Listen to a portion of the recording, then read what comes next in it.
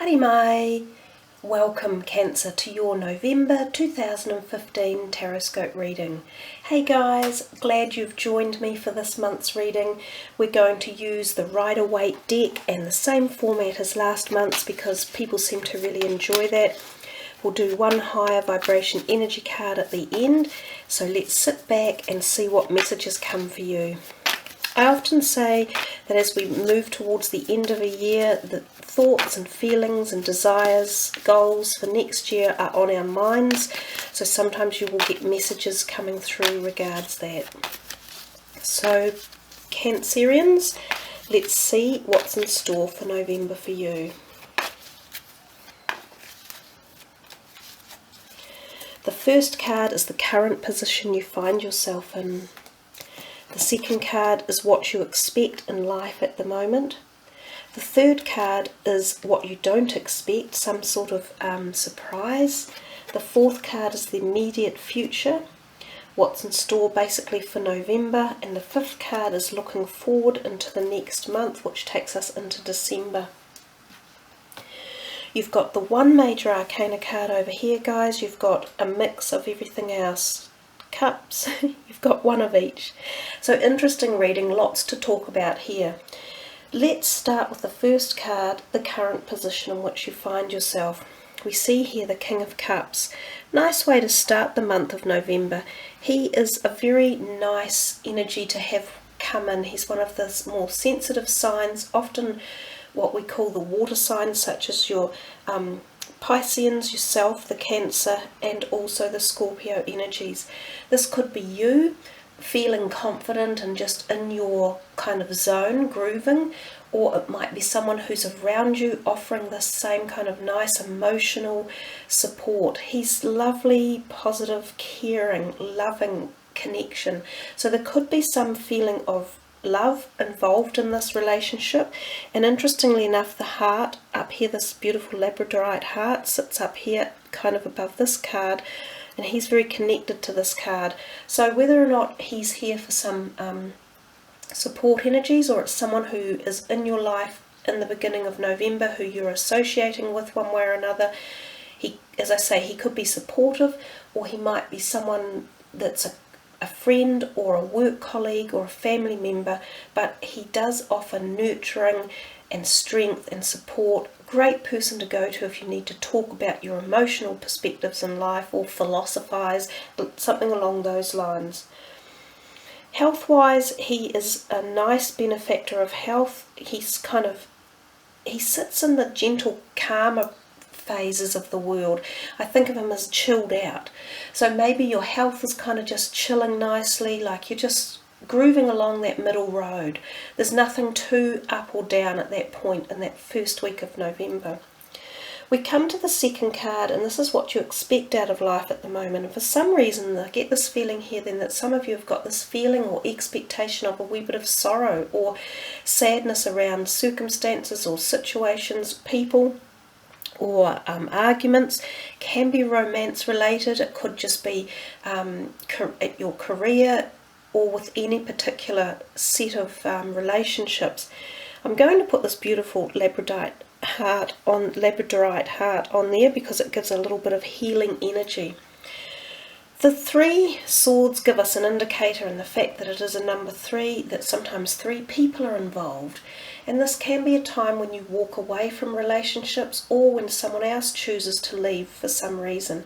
Sometimes it is because there has been words like acrimonious words used, or unpleasantness, that someone's angry and it's either you or someone else involved, and they've kind of had a go at it and they're going, nah, we're walking away, we're calling this quits.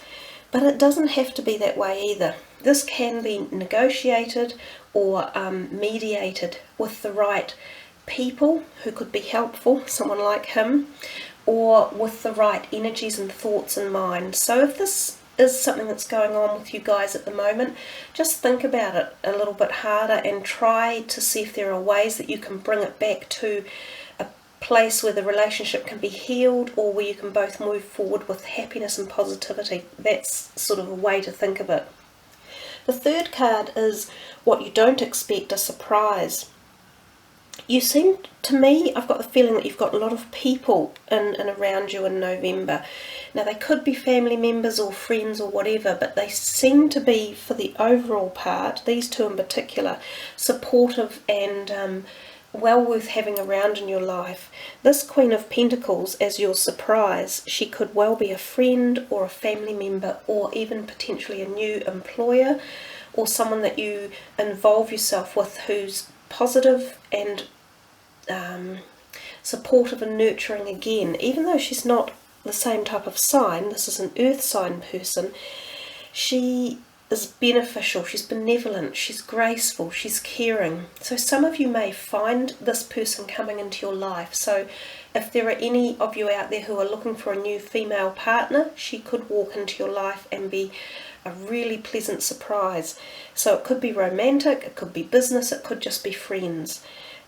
She also holds the coin or the finances, the pentacles, so there's this potential feeling of security around your money, or just knowing that it's doing the right things in your life, whether you're investing it in the right way or you're being handed a little bit of a lift or some financial advice or even some finances to help support you one way or another. Spending time outdoors would be beneficial, and you might enjoy gathering outdoors or being involved in the outdoors with someone like this. So she's got a really nice feeling. We come to the fourth card, which is the immediate future, or the overall feelings, if you like, of November. This is usually, in a reading, this would be you here. And it kind of feels like you're defending yourself a wee bit again, which matches up somewhat with this over here. But the overall essence of this card is that your defending pays dividends, because in the end you do rise to the top and you manage to stave off this feeling of a kind of semi-aggression from these people. It's not necessarily aggressive, but it's that they want their 2 cents worth. They want you to listen to their opinion. They want you to either take on board what they're saying, or they want you to adopt some of their policies. So there is something in here for you about listening for the month, and negotiations and mediation. Those were the messages I really got for you guys. And I think if you utilize all those facilities, you will be the benefactor and you will come out on top, and it will work favorably and in a positive outcome. Also, this beautiful crystal that's in here, the celestite crystal, is very gentle, caring, nurturing, higher vibrational energy, and it can connect you to your dreams. So some of you may get messages either in your dream space, so you might get messages from dreams, or intuition. So those are just personal messages that are being passed along to you in the reading. Health-wise, don't push yourself too hard. Balance everything. Make sure you're nurturing your body, because when we ever have times of stress, whether it's emotional stress or kind of physical argy-bargy, you need to replenish all of your cells at every level. So make sure you're eating a balanced diet, you're sleeping well, and you're emotionally recharging your batteries, which being outside in the sun absolutely helps. We move to this card here, the 5th position, and we have the Magician. This is what's going to carry you into December, the energies of December, and consequently probably the beginning of 2016. Fabulous card. Number 1 is the brand new beginning cycle, and look at this magical period of time. Doors will open for you, opportunities will appear. Yes, you have to grasp them. You have to see, feel and hear them coming, because if you don't, they will bypass you. So it's not just about sitting at home and going, oh yeah, I know a great job offer's going to come, so I'll just wait for it to come. That's not how this energy works. This energy says to you, at this point in time, things are going to be available, but you've got to go out and catch them. It's kind of like putting a fishing rod out into the sea. There's hundreds of thousands of fish in the sea, and they're all swimming past. But until your rod hooks one, you haven't got it. And that's exactly the message of the Magician. Go out there at this magical time, because many opportunities are there for you in all aspects, avenues and areas of your life. So really magical card to get. I love it, the Magician.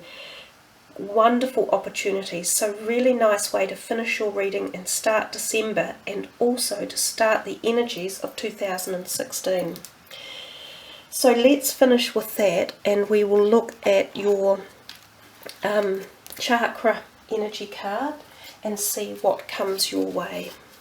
We just do a little bit of shuffling.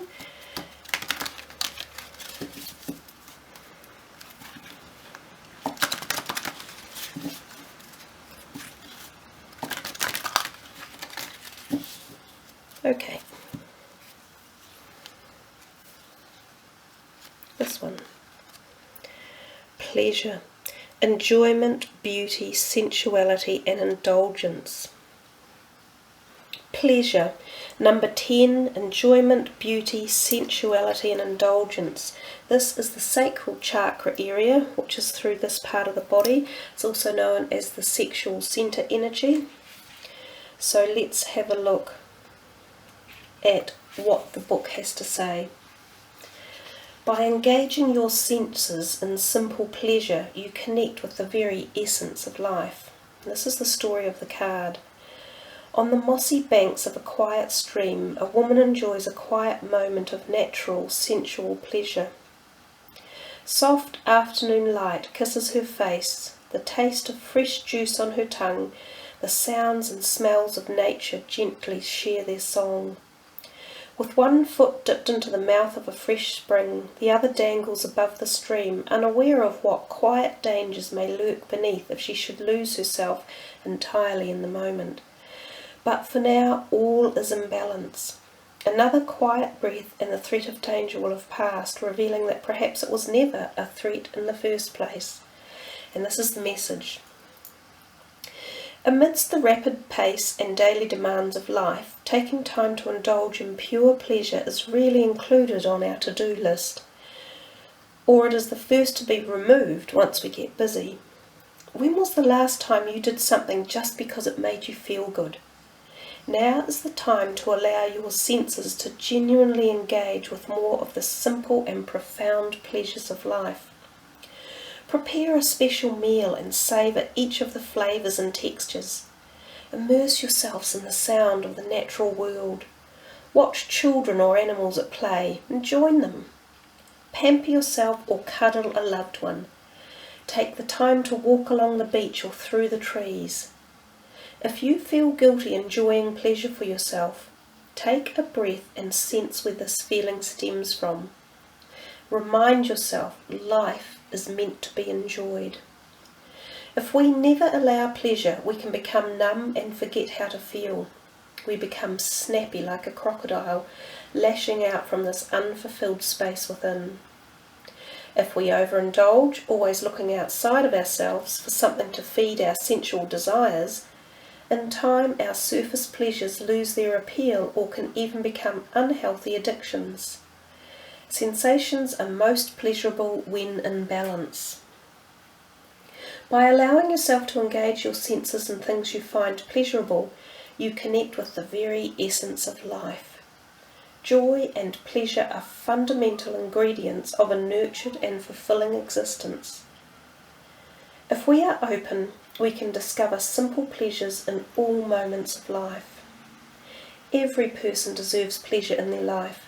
Give yourself full permission to include the experience of pleasure in your world. So there you are, Cancers. That is a lovely message to finish off your reading about remembering to enjoy every moment and be in the now and really connect with your whole life being, your body, your force, your enjoyment, everything. So lovely message to end and take you into the energies of December and of next year as well. So thank you all for listening. I love doing the readings. It's a great treasure for me as well as for you guys. So take care, have much pleasure in November and see you in December. Ka kite noa, much aroha, namaste.